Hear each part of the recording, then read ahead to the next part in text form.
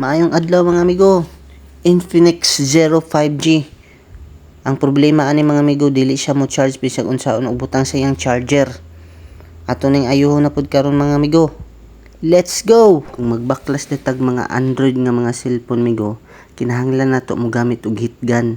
Isig taas og ubos kay para mawala ang iyahang epekto sa iyahang papilit. Tama-tama ra pud nga kainit migo nga dili siya makasunog. Nasuksukan mo na siya mga migo og card or kanang pick sa gitar nga para pang-abri og laptop, o pwede pud ka mo gamit og Fuji. Akong ginagamit migo kay card nga nipis pakapin sa mga screen, mas protected siya nga dili basta-basta mabuwak imong baklas, mas limpyo, mas dali, mas humok. Sa Shopee gyapon ako gi-order ang iyang charging board migo with IC. Pasabot sa with IC mga migo, paspas siya mo charge nga charging board.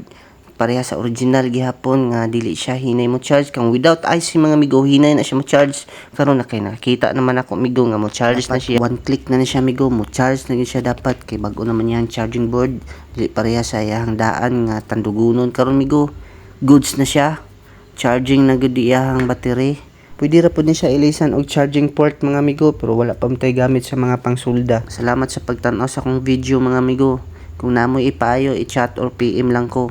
Dira ko to mga amigo. Let's go!